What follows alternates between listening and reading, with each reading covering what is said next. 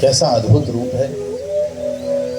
तमद्भुतं बालकमम्बुजेक्षणं चतुर्भुजं शङ्खगदारुधायुधं श्रीवत्सलक्ष्मं कलशोभितौस्तुभं पीताम्बरं शाम्रपयोषधम्। अद्भुत रूप का दर्शन करा रहे हैं। आपको पहले भी कहा था ना कि भगवान का कभी जन्म नहीं होता, भगवान प्रकट होते हैं। तो आज भी भगवान का जन्म नहीं हुआ, प्रकट हुए हैं। प्रकट कहां से हुए? कहा हृदय में। भगवान कहां रहते हैं? हृदय में रहते हैं। आस प्रभु हृदय अखत अविकारी, सकल जीव जग दीन दुखारी। गोस्वामी जी कह रहे हैं, थोड़ा व्यंग कर रहे हैं भगवान हमारे ऊपर कि भगवान कहाँ हैं। भगवान अक्षत हैं, अविकारी हैं और सबके हृदय में बैठे हैं। कोई भेद नहीं है, सबके हृदय में बराबर भगवान बैठे हैं। लेकिन कितनी दुविधा की बात है, देखिए कि वो सर्व सामर्थ्यवान परमात्मा हम सबके हृदय में बैठा है, फिर भी गोस्वामी जी कह रहे हैं कि सकल जीव जगदीन दुखारी, फिर भी सारा संसार दुखी है। दुख को दूर करने वाले भगवान हम सबके अंदर बैठे हैं और फिर भी हम सब दुखी। कोई संसार में ऐसा नहीं है जो दुखी ना हो। कोई तन दुखी, कोई मन दुखी, कोई धन बिन रहत उदास, थोड़े थोड़े सब दुखी, सुखी राम के। थोड़े थोड़ा दुख तो सबको है, किसी को किसी बात का दुख है, किसी को किसी बात का दुख है। उस दुख को दूर कौन करता है? भगवान। और दुख दूर करने वाले भगवान कहाँ हैं? हृदय में बैठे हैं। इतनी निकट भगवान बैठे हैं, फिर भी हम सब दुखी हैं। क्यों? कारण कि अपने हृदय में बैठे हुए भगवान को हमने अभी तक प्रकट नहीं किया है। तो जब तक हृदय में बैठे भगवान को प्रकट नहीं करेंगे, तब तक हृदय में बैठा हुआ भगवान हमारे किसी काम का नहीं है, कोई काम का नहीं। जीवन में दुख आता है तो मंदिर भागते हैं, मंदिर में भगवान के सामने हाथ जोड़कर रोते हैं, प्रार्थना करते हैं। क्यों? क्योंकि मंदिर में बैठे हुए भगवान प्रकट हो गए हैं, जागृत हो गए हैं, इसलिए वो हमारी सुनते हैं। और हृदय में बैठे हुए भगवान हमारी नहीं सुनते। क्यों? क्योंकि हमने उनको प्रकट नहीं किया, अभी उनमें प्राण नहीं डाले ना। भगवान तो दुकान में भी मिलते हैं, एक से एक सुंदर मूर्तियां दुकानों में रखी रहती है। तो जो दुकान में मूर्ति रखी रहती है, क्या दुकान में रखी मूर्ति में जाके माला नारियल चढ़ाते हो, प्रसाद चढ़ाते हो कि उनको प्रणाम करते हो? हैं तो वो भी भगवान, क्यों नहीं करते? क्योंकि वो अभी प्रकट नहीं है, अप्रगट हैं, उनमें प्राण नहीं डाला। जब वो मूर्ति मंदिर में आती है और ब्राह्मण लोग वेद मंत्रों से जब उसमें प्राण डाल देते हैं, तब जागृत हो जाते हैं, वो भगवान हमारी सुनने लगते हैं। ऐसे ही दुकान में रखी मूर्ति के समान हमारे हृदय में भी बैठा भगवान अभी वैसा ही है। इसमें प्राण डालना पड़ेगा, इसको जीवित करना पड़ेगा। जब तक जीवित नहीं करोगे, तब तक ये किसी काम का नहीं। आप सब लोग जानते हो कि लकड़ी के अंदर अग्नि रहती है, जानते हैं ना सब लोग? लकड़ी के अंदर अग्नि है। यहाँ आप लोग देखते हो चारों तरफ जंगल ही है, तो गर्मियों में आप लोग सुनते होंगे कि जंगल में आग लग गई। कोई लगाने जाता है क्या? दो लकड़ियों का घर्षण हुआ और अंदर जो अग्नि छुपी थी वो प्रकट हो गई, दिखने लगी। लकड़ी के अंदर अग्नि है तो ताप दे रही है, जब प्रकट होगी तब। जब तक प्रकट नहीं होगी तो कितनी भी लकड़ी के अंदर अग्नि हो, क्या काम करेगी? चूल्हे में आप खिचड़ी चढ़ा दीजिए बनने के लिए, और नीचे लकड़ी लगा दीजिए कि इसके अंदर अग्नि है, अपने आप पका देगी, आग मत लगाइए।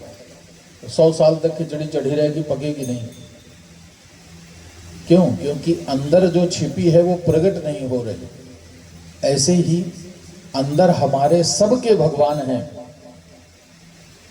लेकिन जिसने उसको प्रकट नहीं किया या जिसने उसको प्रकट करने का प्रयास नहीं किया, उसके अंदर बैठा भगवान उसके किसी काम का नहीं है।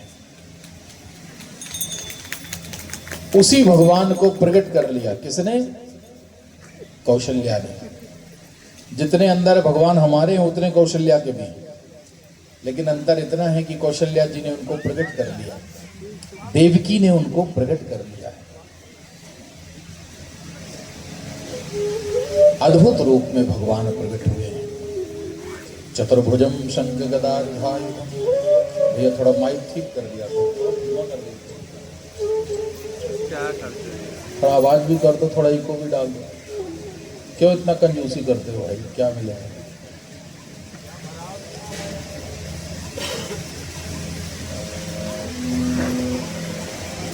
चतुर्भुजम शंख गदा, रुका सब ऐसे ही चलने देना, आप मत करना, तो बढ़िया चल रहा है। अच्छा अब आगे पीछे तो होंगे, अब मूर्ति बन के थोड़ा बैठे रहेंगे।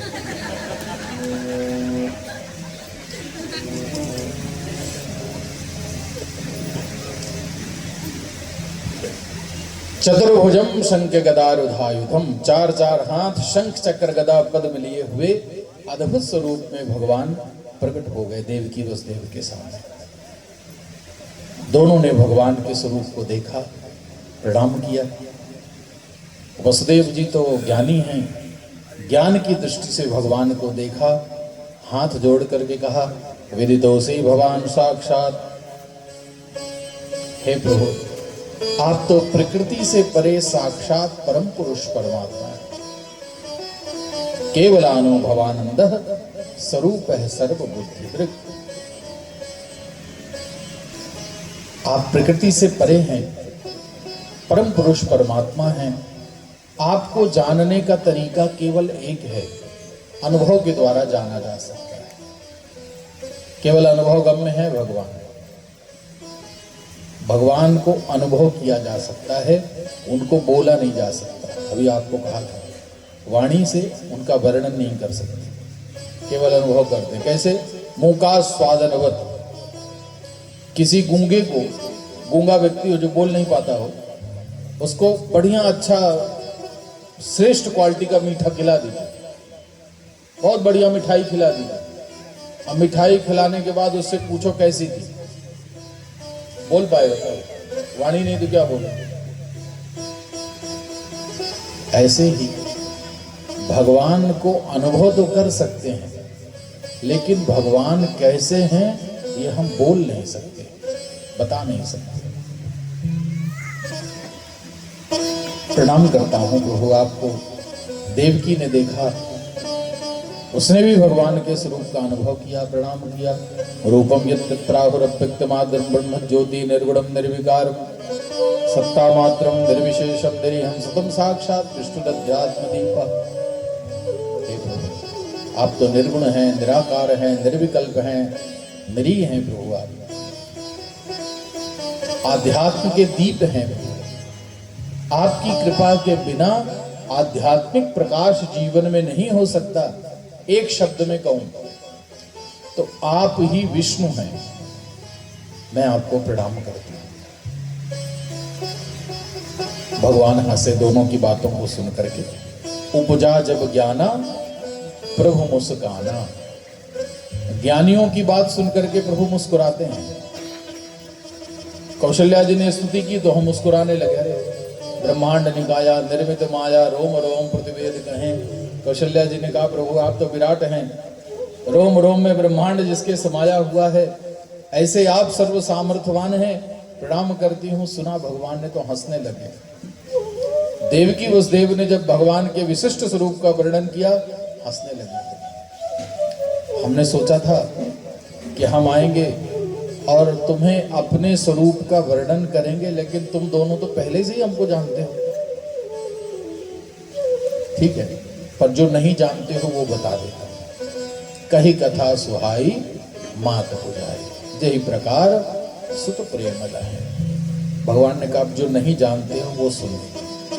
मैंने जगत का कल्याण करने के लिए अवतार लिया है, पर अवतार लेने के लिए तुम्हें चुना है, क्योंकि तुम दोनों ही जगत के माता पिता कहलाने योग्य हो। जगत के माता पिता भगवान, और भगवान का माता पिता बनना क्या सरल बात है। जो संसार का माता पिता है उसका माता पिता जो होगा उसमें कोई विशेषता तो होगी। मैंने चुना है तुम्हें। सारी कथा समझा दी। भगवान ने कहा देखो अभी 11 साल तक हम ब्रज में रहेंगे, बहुत लीला करेंगे। 11 साल के बाद मथुरा आएंगे, कंस को मारेंगे, कुछ दिन आपके पास रहेंगे, फिर हम द्वारिका जाकर के लीला करेंगे। द्वारिका में भक्तों का उद्धार करेंगे, 16,000 विवाह करेंगे, अनेक लीलाओं को करके फिर अपने धाम को जाएंगे। ये सारी कथा मैंने तुमको बता दी है।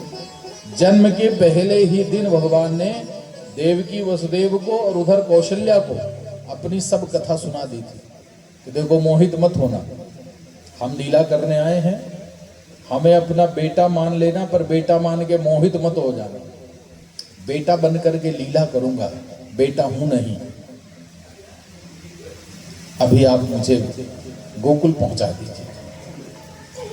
समझा सब देते हैं भगवान, पर जीव इतना है कि समझ में आता ही नहीं है उसे। समझाया तो देवकी को, यशोदा को, वसुदेव को, सबको, लेकिन फिर भी पुत्र के प्रति पुत्रवत भाव भगवान के प्रति आया ही। वसुदेव जी भगवान को लेकर के गए गोकुल। यशोदा जी के कक्ष में एक कन्या हुई थी, यशोदा को, वहां भगवान को छोड़ा और उस कन्या को लेकर वापस कारागार में आए। पहरेदार जाग गए, बेड़ियां बंद हो गईं, ताले अपने आप लग गए। कन्या ने रोना शुरू किया, जाकर कंस को बताया। दौड़ा कंस, उस कन्या को हाथ से छीन लिया देवकी के और धरती पर पटकना चाहा। वो तो माया थी, छूट गई हाथ से, आकाश में चली गई। अष्टभुजाधारी देवी का स्वरूप बना लिया और कंस को यह संकेत भी कर दिया, कंस मुझे मारने से कोई लाभ नहीं है, तुम्हारा मारने वाला तो कोई ब्रज में पहुंच गया है। ऐसा कह करके विंध्य पर्वत पर जाकर के विराजमान हो गए। जहां विंध्यवासिनी देवी हैं, उनके बगल में ही एक और मंदिर है अष्टभुजी देवी का, वो भगवान कृष्ण की बहन का मंदिर है। तो जब कभी विंध्यवासिनी का दर्शन करने जाएं तो वहां इनका भी दर्शन करें। एक अन्य पर्वत श्रृंखला पर भगवान की बहन का भी अष्टभुजा रूप में देवी का दर्शन होता है। कंस ने अपने मंत्रियों को बुलाया, सारी घटना बताई। मंत्रियों ने कहा महाराज चिंता मत करो, 84 कोस का ब्रज है, कहीं ना कहीं ढूंढ ही लेंगे, आप हमें आदेश करिए। कंस ने आदेश कर दिया तो कंस के भेजे हुए असुर अब सारे ब्रज में 10 दिन के जन्म लिए हुए बालकों को मारने के लिए घूमने लगे। ये सब बातें मथुरा की थी। अब चलते हैं ब्रज में, जहां भगवान की लीला का दर्शन करना है। बहुत सावधान होकर लीला सुनिएगा, क्योंकि भगवान की लीला आनंद की लीला है, और आनंद की लीला को सुन करके भगवत स्वरूप का अनुभव करने की कोशिश करिएगा। लीला को करने की कोशिश नहीं करना,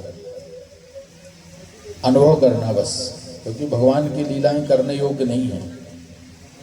थोड़ी देर में आप देखोगे कि भगवान ने विष पिया, तो आप भी सोचोगे भगवान ने पिया तो हम भी ट्राई कर लें। फिर आप देखोगे कि भगवान चोरी करेंगे, तो आप सोचो जब भगवान चोरी कर सकते हैं तो हम क्यों नहीं कर सकते। रात में आप लोग भी एक आध हाथ मारो, फिर अगले दिन क्या होगा आप भी जानते हैं। भगवान 7 कोस का गोवर्धन पर्वत उठाएंगे, 21 किलोमीटर का, तो आप सोचो 7 कोस नहीं तो 70-80 किलो उठा के देखें। तो ये सब करने की कोशिश नहीं करना है, इसलिए बता रहे हैं कि आज यही लीला सुनोगे तो घर में जाके आप लोग ट्राई मत करिएगा, प्रैक्टिस मत करने लगे। आज केवल कृष्ण की लीला सुनिए, और कृष्ण ही परम तत्व हैं, हमसे परे हैं भगवान, ये समझ के लीला करना है, सुनना है। भगवान हमारे जैसे नहीं है, हमसे परे हैं, हम प्रकृति हैं और भगवान प्रकृति से परे हैं। उस भाव से भगवान की कथा सुनिएगा और उस तत्व को अपने हृदय में अनुभव करने का प्रयास करिएगा। नंदस्त्वात्मजुतपन्ने जाताल्हादो महामना आहूय विप्रान् वेदज्ञान् स्नात शुचिरलं कृतः। अब सुखदेव जी सुना रहे हैं, परीक्षित जी, नंदस्त्वात्मजुत्पन्ने, नंद के यहां पुत्र बन करके भगवान आ गए। देवकी और वसुदेव के यहां भगवान बन के आए थे, चार चार हाथ, शंख चक्र गदा पद्म लिए हुए। पर नंद और यशोदा के यहां भगवान बन के नहीं आए हैं, भगवान बेटा बन करके आए। ये कृपा है भगवान। नंद और यशोदा के भाग्य हैं कि भगवान बन के नहीं, भगवान उनका बेटा बन करके आए। और जब भगवान बेटा बन जाए तब जीवन कैसा हो जाता है। जाकर नाम सुनत शोभ होई, जाकर नाम सुनत शोभ होई, जाकर नाम सुनत शोभ होई, जाकर नाम सुनत शोभ होई। मोरे गृह आवा प्रभु सोई, मोरे गृह आवा प्रभु सोई, जाकर नाम सुनत शोभ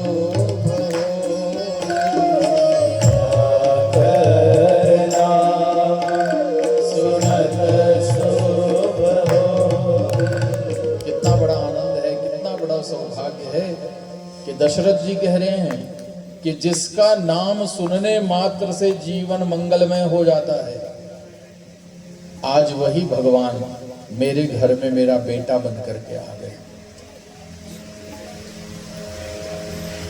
जात आह्लाद और महामना, आनंद हो गया नंद के यहाँ, और नंद के यहाँ ही आनंद होता है। इसलिए हम लोग बोलते हैं ना, नंद घर आनंद भयो। सबके घर में आनंद नहीं होता, आनंद होता है केवल नंद के घर में। आह्लाद हो गया, परम आनंद की प्राप्ति हो रही है। ब्राह्मणों को बुलाया, सबसे पहले ब्राह्मणों को बुलाया, क्योंकि ब्राह्मण मनुष्यों की श्रेणी में नहीं आते। ब्राह्मणों को मनुष्य नहीं जानना चाहिए, तो क्या जानना चाहिए?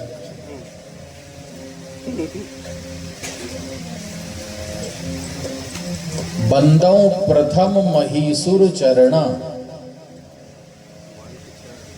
मोह जनित संशय सब हरणा। गोस्वामी जी कह रहे हैं, गोस्वामी जी ने ब्राह्मणों को मनुष्य नहीं कहा, महीसुर कहा। मही माने धरती और सुर माने देवता।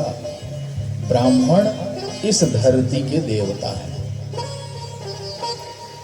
इंद्रादिक स्वर्ग के देवता हैं, और ब्राह्मण इस धरती के देवता हैं।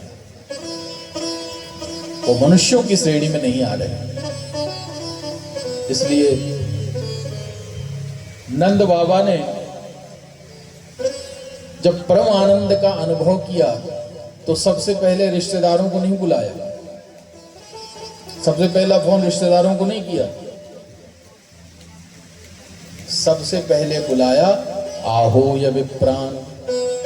सबसे पहले ब्राह्मणों का आवाहन किया, ब्राह्मणों को बुलाया। इसलिए आज भी परंपरा है, हमारे घर में जब कोई शुभ कार्य होता है सबसे पहले ब्राह्मण को बुलाया जाता है। महीसुर हैं, उनके चरण शुभ होते हैं। आहोय विप्रान, ब्राह्मणों को बुलाया। जब ब्राह्मण आए, वेद पाठ किया, स्वस्ति वाचन कहा, जात कर्म संस्कार कराए, सारे संस्कार का विधि विधान से पूजन, देवताओं का पितरों का पूजन कराया।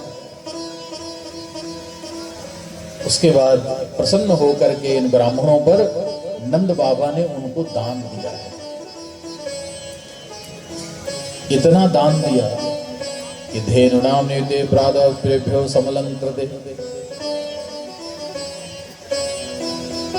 20 लाख गाय दान में दी थी नंद बाबा ने। ब्राह्मणों को 20 लाख गाय दान में दी।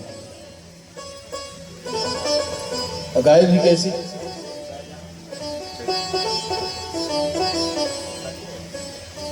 स्वर्ण संगी रौप्य खुरा, कांस पात्र सुदोहन। गाय का दान कैसे करना चाहिए? गौदान करते ना हम लोग, तो गाय के दान का तरीका क्या है?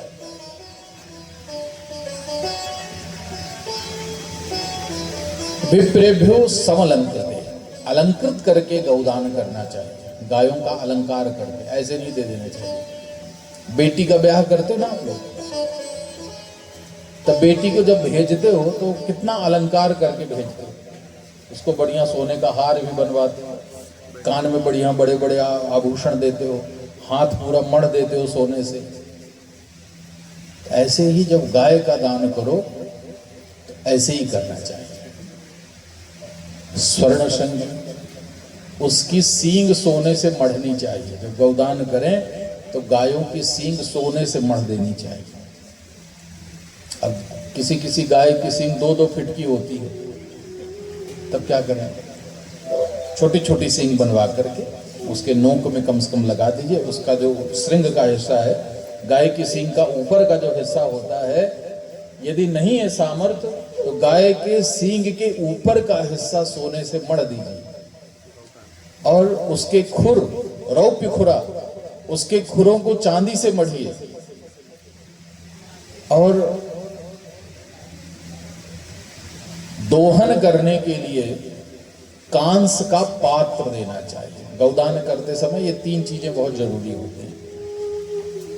सींग में सोना लगाइए, खुर में चांदी लगाइए, और दोहन करने के लिए कांसे का पात्र ब्राह्मण को दान में देना चाहिए, तब गौदान पूर्ण होता है। तो बढ़िया सुंदर अलंकृत करके 20 लाख गाय दान में दी। तिल दान किया। तिल दान करने का बहुत महत्व होता है।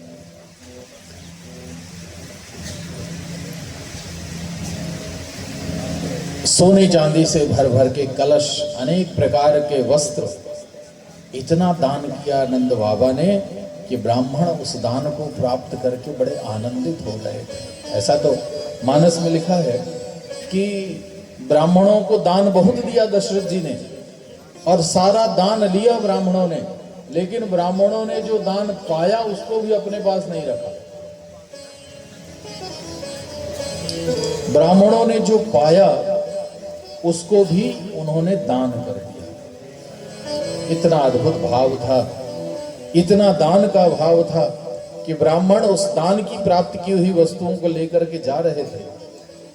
तब किसी ब्रजवासी ने देखा, पूछा, पंडित जी आज बड़ा माल मिला, कहां से लेके आ रहे? बोले मालूम नहीं है, नंद बाबा ने दिया है। किस उपलक्ष्य में? बोले इतना भी नहीं मालूम। अरे इतने वर्षों के बाद 70 साल की आयु है नंद बाबा की, तो 70 वर्ष की आयु में नंद बाबा के घर लाला हुआ है, उसकी प्रसन्नता में दान दिया है।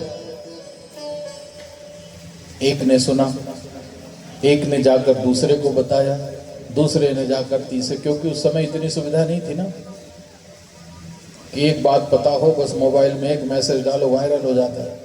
आजकल तो इतनी बढ़िया सुविधा है कि 1 मिनट में कहां से कहां सूचना पहुंच जाती है। उस समय ये सब सुविधा थी नहीं। तो ब्राह्मण ने किसी ब्रजवासी को बताया, एक ब्रजवासी ने दूसरे को बताया, दूसरे ने तीसरे को बताया, पता चलते चलते शाम हो गई। सारे ब्रज में मालूम हुआ नंद के यहाँ लाला हुआ है। इतना आनंद हुआ कि दर्शनों के लिए आतुर होकर के गोपियां सुंदर श्रृंगार करके निकलने लगी। एक गोपी निकली, बढ़िया सुंदर सज धज के जा रही है। दूसरी ने पूछा कहाँ जा रही है? कहा मालूम नहीं, नंद के यहाँ लाला हुआ है तो बधाई लेने जा रहे हैं। तुम्हें भी बधाई चाहिए तो मेरे साथ चलो। सब पहुंच गई, नंद बाबा के यहाँ बधाई मांगने के लिए जा रहे हैं। आइए हम आप सब भी चलें, शायद हमको भी कुछ मिल जाए। वहां तो बधाइयां लुट रही हैं, जो पहुंच जाएगा उसको मिल जाएगी।